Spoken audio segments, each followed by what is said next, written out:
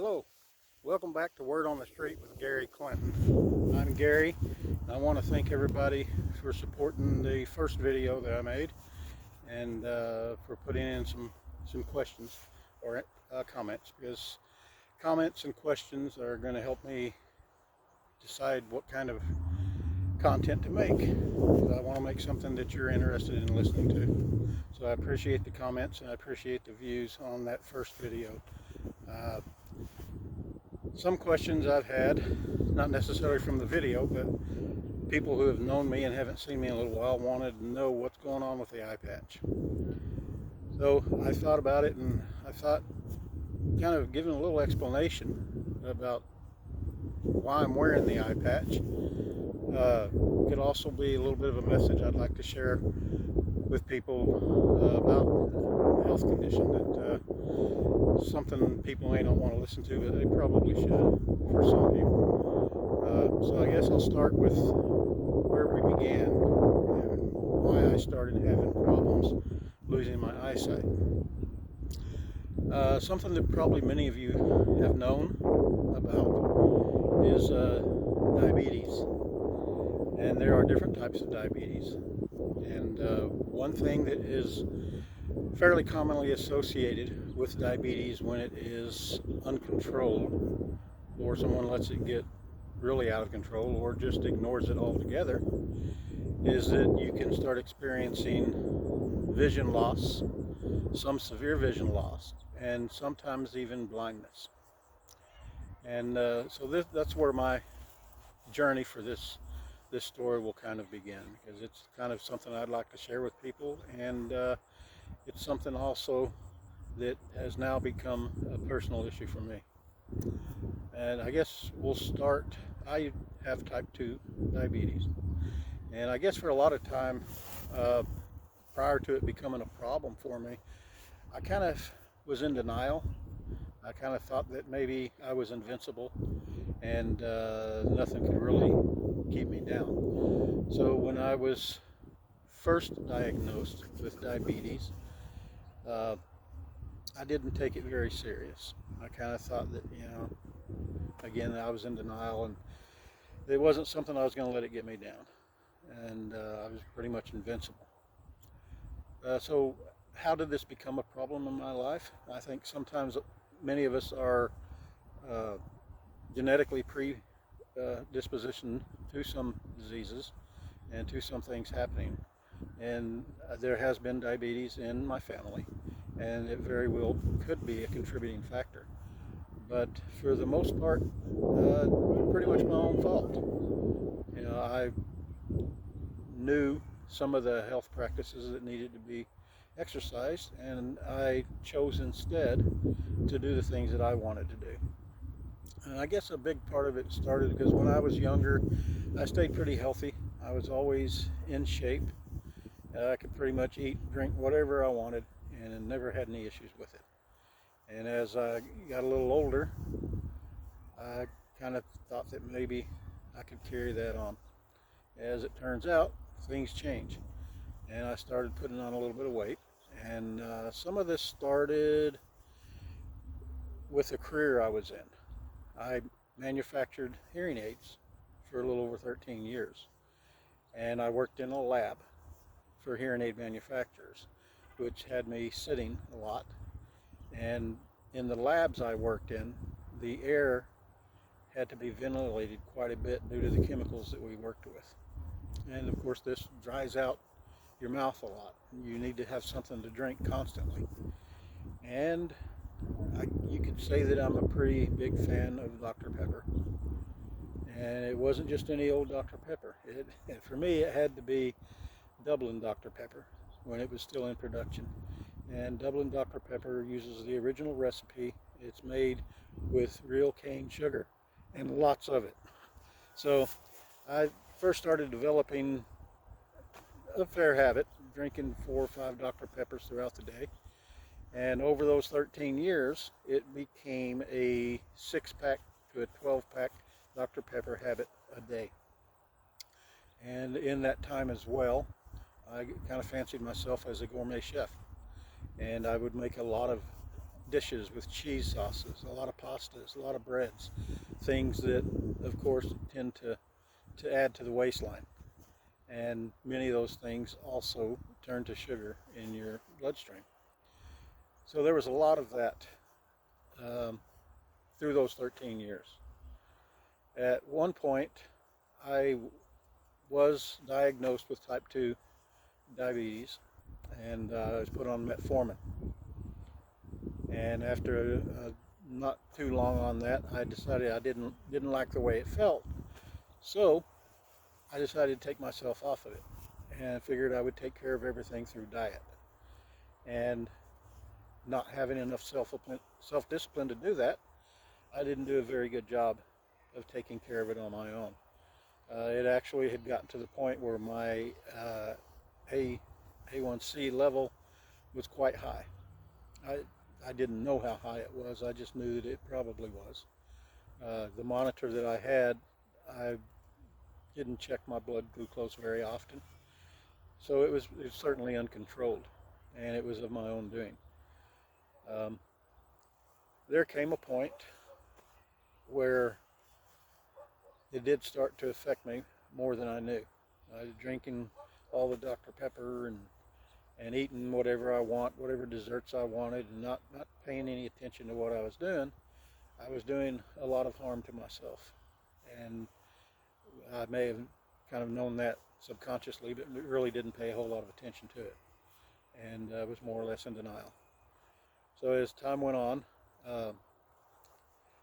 I did end up having some headaches anytime I started cutting back on the sugar, as my body had gotten so used to having such a high level of blood sugar that when I started to taper it off a little bit, even if it was unintentional, I would get a headache. And so how do you fix that? You drink a Dr. Pepper and the headache subsides. So that kind of became my medicine whenever something started affecting me. And so naturally this is going to keep my blood sugar at a high level. And that kind of became just part of my routine. And this was up until I was working, and I was getting a lot of headaches and just not feeling well. I ended up traveling to another site to do some training, and during that training, the headaches got so severe that I left class in order to go and have it checked out. And of course found out that not only was my blood sugar extremely high, but my blood pressure was extremely high as well.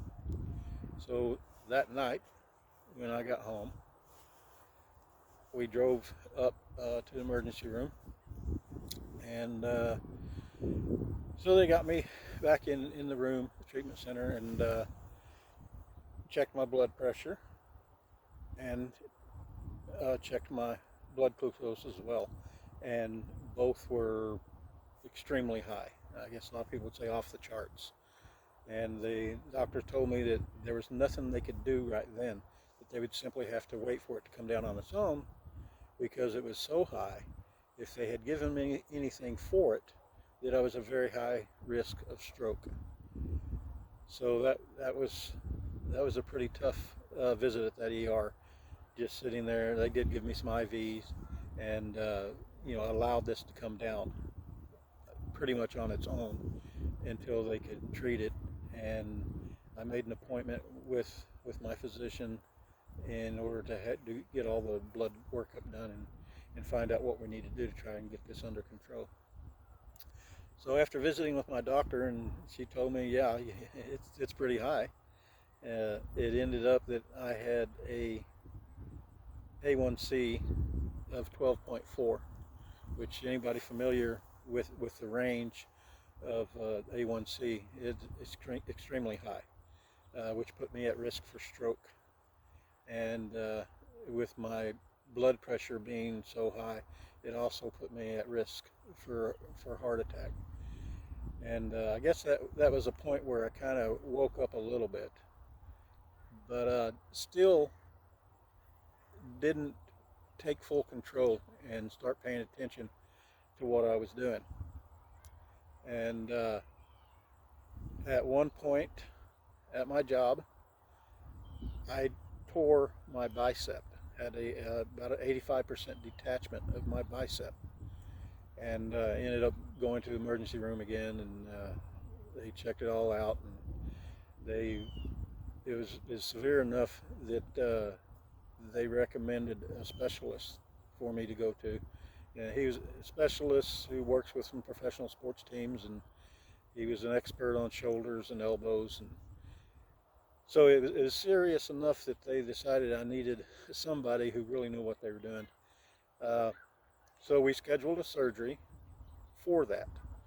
And then at one point I had to go in for my pre-op examination. And during that examination, they first tested, of course, checked my blood pressure, and it was extremely high. They said, well, not extremely high, it was moderately high, but they said, we're going to wait a little bit and, see if it'll come down. We'll check it again and see where we're at on that. And they did, and it had come down a little bit, within range where they felt okay continuing the physical for the pre-op. And then they took a blood sample and sent it into the lab. And when that sample came back, they told me that my A1C was at 12.4 again, and that they were not going to authorize me for surgery with blood sugar that high. I'm not one who takes being restricted very easily, and I wanted my arm fixed. I wanted one of my bicep reattached, and in order to do that, I would have to bring my blood sugar down. So I quit Dr. Pepper, any kind of sweet drinks. I quit pastas and breads and anything that I thought might contribute to a higher blood sugar level. I just pretty much quit everything cold turkey. And it took a little while for that to come under control. Periodically I would go and have the glucose, the A1C test done again to see where we're at. And slowly but surely it was coming down.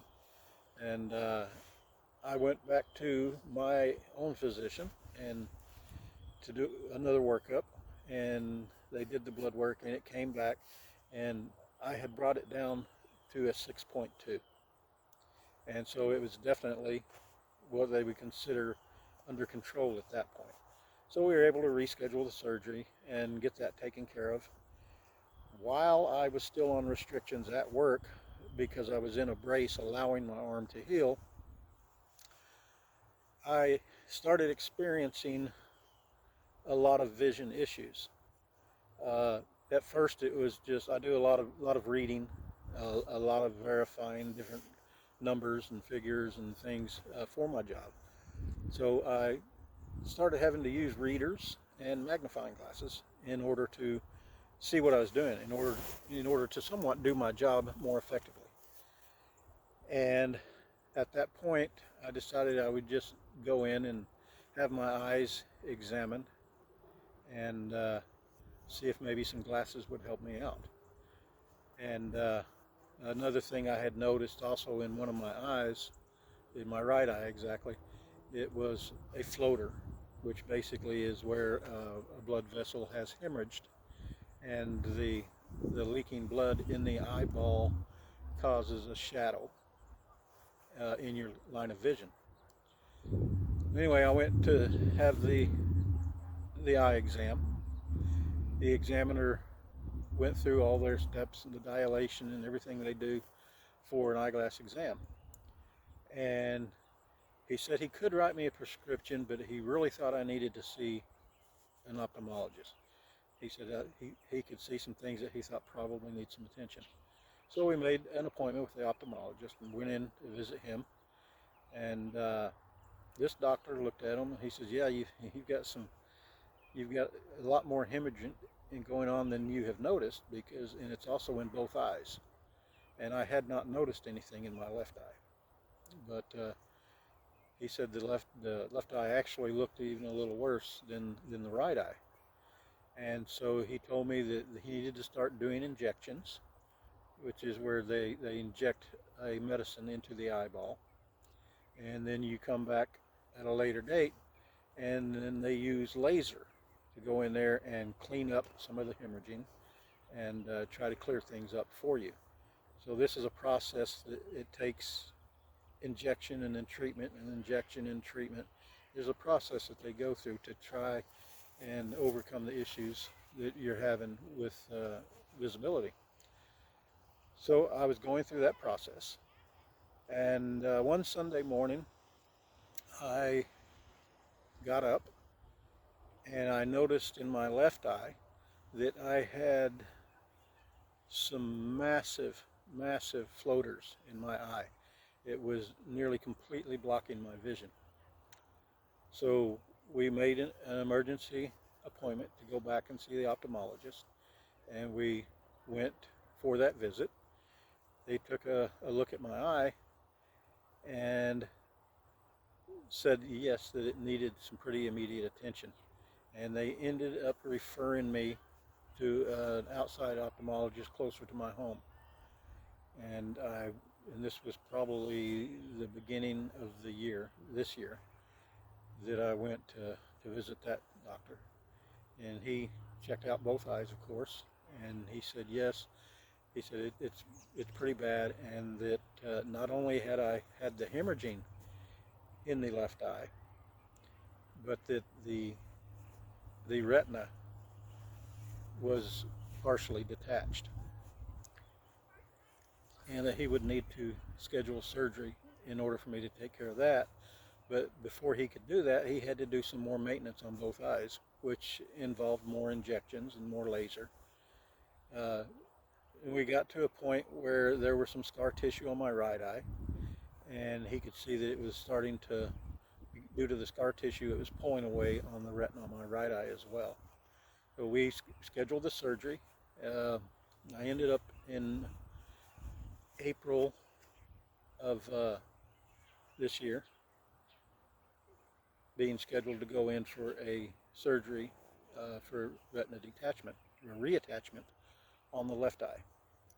And actually my eyesight had deteriorated so much that in January of this year I stopped driving, and my wife would give me rides to work and back because my vision had gotten so poor. So at that point I ended up taking a medical leave in order to go and get that surgery on the left eye. So I went and had the surgery, had that retina reattached, and during the healing process of that eye, I had to have enough vision where I could at least somewhat move around and see some things before he would do the surgery on the right eye. So at that point we scheduled the surgery on the right eye. The surgery on the right eye took place on September the 9th. So I'm still in the healing process for this eye.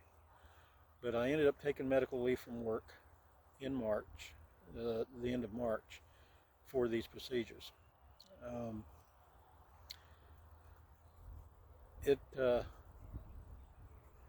It's pretty tough for me. I tend to be pretty independent, so I like doing things on my own, being able to take myself places, and I'm now at a point where I'm not as independent as I like to be, and it can be pretty frustrating. And I'm still at the point where I'm scheduling another surgery for cataracts in my left eye sometime in November, followed by cataract surgery in my right eye sometime in December. So my point of telling this long story and explaining all the issues that I've had with my eyesight is to say that anybody being diagnosed with type 2 diabetes, or any type of diabetes, or anyone who has loved ones who have been diagnosed with the diabetes, it is imperative that you take it serious and you take measures to correct your blood sugar levels and do the things that will help you to have better health, not only for your body and your blood sugar, but to do what you can to avoid issues with your vision.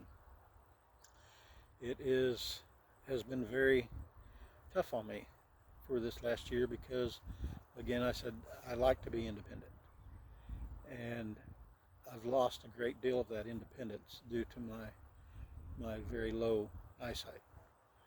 We're hopeful that the surgeries in November and December will help once I heal from those, that my eyesight will return to such a point that I can function more independently.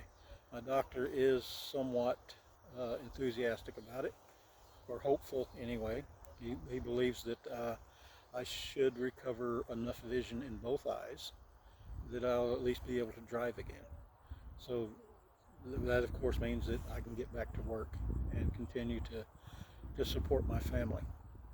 Because another part of this is that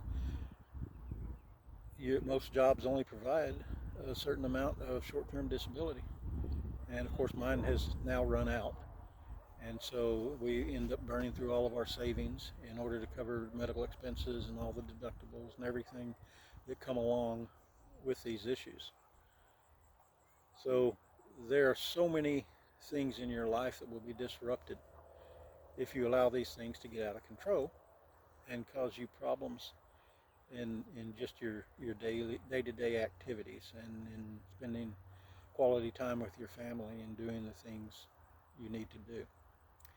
And I guess one thing that caused me to want to talk about this issue that I'm having with my vision is that one of the comments made in the previous video was that you need to get up and walk around, basically.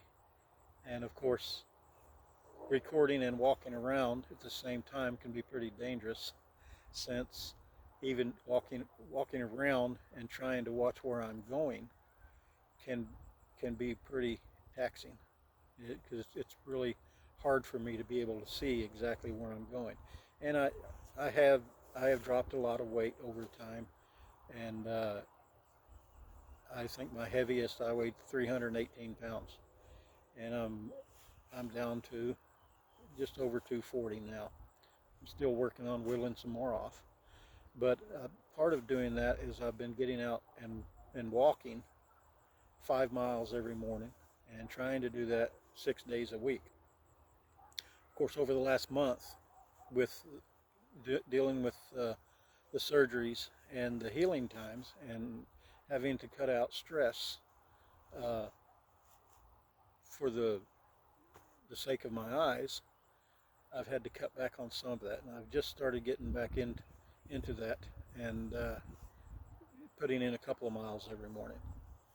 But again, the lack of eyesight has kind of not put a stop to it, but it's kind of slowed down what I can do. So that again is, interferes with my independence. And so many things we take for granted in life. I think one of the biggest things is eyesight, because we all kind of think it's something that's there and we're going to have it. And it's not something that we generally have to worry about losing. So we take it for granted. I've taken a lot of things for granted, and I'm now suffering the consequences for that. We're still hoping that things do get better and I regain my eyesight. But that's why I'm sitting on a stool. I'd like to get up and walk around and do some recording, and I will be doing that at a later date, further videos. But for the time being, I'm kind of stuck on a stool, so that way I don't trip and fall, because I do sometimes trip over even lines in the sidewalks, because I don't have depth perception. And so, and part of the reason for that too, why I'm wearing the eye patch, and it will move from one eye to the next as time goes on, is that the alignment of my left eye is off, which when I'm using both eyes, I now see double pretty much with everything. And a kind of, it's an odd thing to see. Anything beyond 3 or 4 feet from where I am, it shrinks by about a third. So everything that I look out at looks much shorter. So it's kind of like the whole world around me is a little shorter than what I'm used to seeing. And I see double. So I wear the eye patch to prevent double vision, and so it'll switch back and forth. That way I can train each eye to start, seeing a little more normal. And once we get these cataract surgeries, hopefully that'll bring things back into alignment and get me seeing better. So the point being, watch your health, take care of your health. If you have diabetic, if you're pre-diabetic, if you have somebody that you love or who is dealing with diabetes, you don't have to browbeat them, but encourage them to be serious about it, take care of these things, and make that a priority in their life. So that's just a little bit of the issues I go through and why I'm wearing the eye patch, and why I think it's important that we all pay attention to our health a little more than we usually do. God sent us here. He gave us bodies that are the most perfect design ever. And as stewards of these bodies, it is our responsibility to take care of them and do the things that help us to be in a better position to serve God and to be an example for those around us. And if we're stuck and we don't have a lot of freedom to move around and do the things we want to do, we can't be out and be that example that God would want us to be. So I encourage everybody, whether it's diabetes or any other issues you have, please take care of them. Pay attention to what you're putting into your body. Pay attention to the things you're eating, the things you're listening to, the things that affect your mind, your soul, because we are God's children, and He has a great plans for us. And if we pay attention to His direction and we make Christ the center of our lives, then that helps us to be more conscious of the things going on around us, to be a better example for those that are around us. Once again, thank you for watching. Thank you for support on the previous video. And as I've said before, I'm going to try to make these more frequently. And as I learn more, again, I'm new at the whole process. I'm not real tech savvy, so I'm learning everything about this. And I'm learning things about my presence and the things that I need to do, and hopefully be an influence on others. And that is my goal with these videos, is to be more of an influence on people, and an influence for good. Once again, if you like what you've seen, if you want to see more, don't forget to subscribe, hit that like button, and please make comments. Please send your questions, because it's through these questions and comments that I will be able to have a better expectation what you, the viewer, would like to hear. And that will help me in finding topics and doing a little deep dive and finding out more for myself about these topics, so that I can share them with you in a more intelligent manner. So please hit the subscribe, hit the like, give me your comments and questions, and please share this as far and wide as you can, and let's try to do something where we can help others and maybe be an influence for good in society. Once again, thank you, and until next time, word out.